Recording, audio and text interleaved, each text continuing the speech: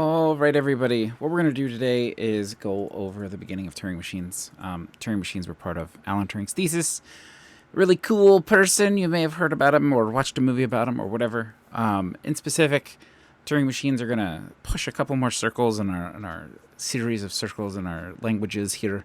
I'm not going to talk about those so much this time, but you'll see this again in the next video. What's really cool about Turing machines and why we push in this direction through all of theory of computation classes is really because of the Church Turing Thesis, and we talked about Alonzo Church earlier. And it states that if you say it the right way, that TMs are a model of modern computing. That may be a slight misnomer in some ways, but it means if we can prove some things here, sure, I'll scroll this up so you can read it. If we can prove some things about TMs, then we're actually proving things about the scope of possibility in our computer programs.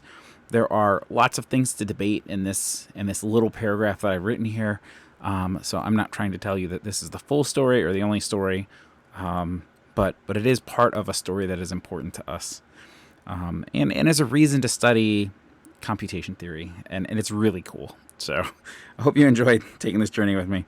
So what's different about TMs than the other machines we've been looking at? Largely, they have an infinite memory in the terms of a tape, and it's random access. You can look anywhere in the tape that you want, in a sense, anyway.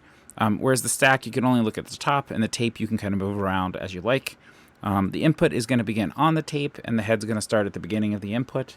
A lot of times inside Turing machine diagrams, you'll see deltas used to mean empty cells. I didn't draw the deltas kind of in my little tape here, but you can imagine that there are little deltas anywhere that the input is not. I do find that is misleading or messy or noisy, I guess. Noisy is the word. So I don't usually do that. So here's an example of a string on a tape. You can probably see where I'm probably going to go with this. But the idea is you can move this head left and right. You can write to the tape. You can keep the head still. And otherwise draw a state machine that tells you what to do on the tape and writes a computer program, in a sense, with it.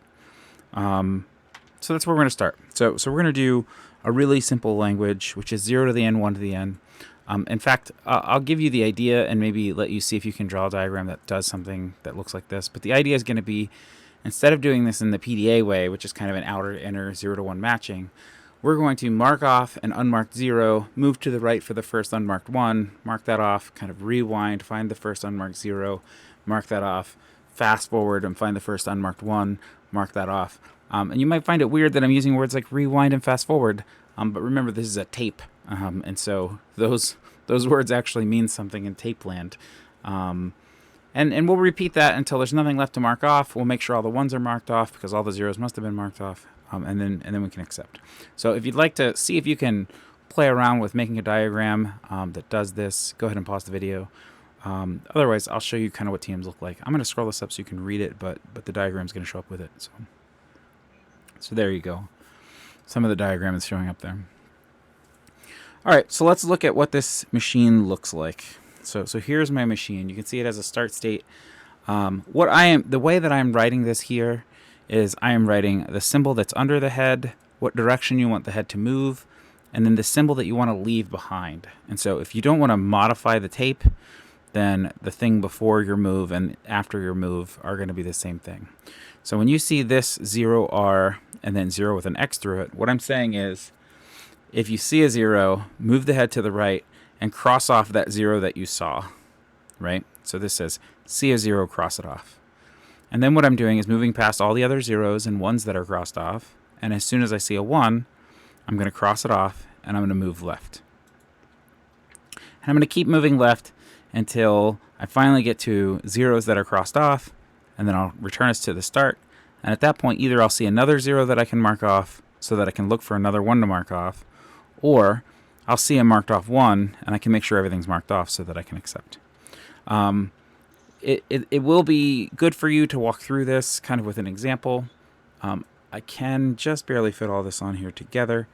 And if you can imagine that these things, the input starts here like this, and I will just use my highlighter to tell you where the head is. So the head's going to start at the 0.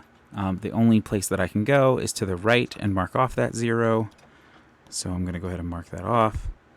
and then the head is pointing at this cell, and that says, hey, move past it to the right. Now the head's pointing at this cell. This rule says, hey, mark it off and move left. So I'm going to go ahead and mark that off.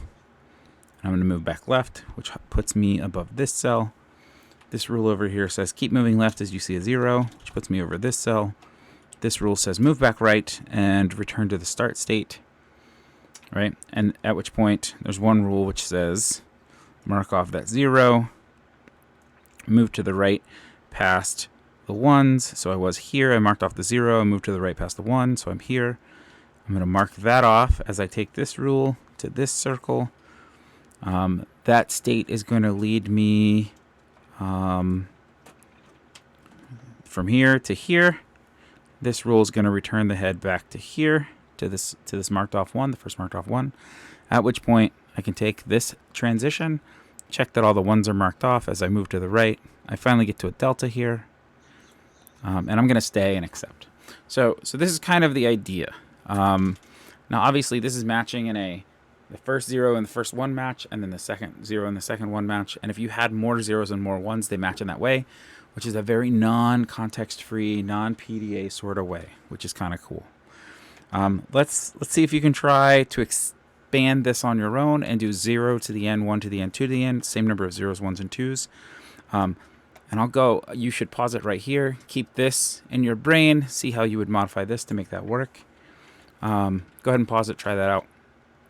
In addition, another thing that you can try out as you come back is this more complicated language, which is strings that look like a binary number and then +1 equals some binary number +1.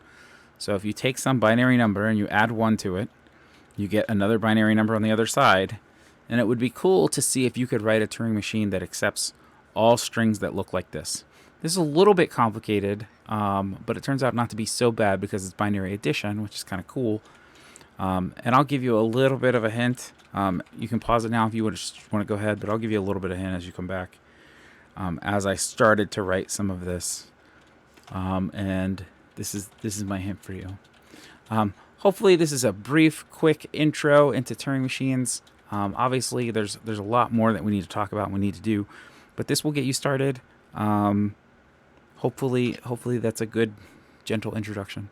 As always, be kind to each other. And in order to do that, you have to start by being kind to yourself. See you all next time. Bye.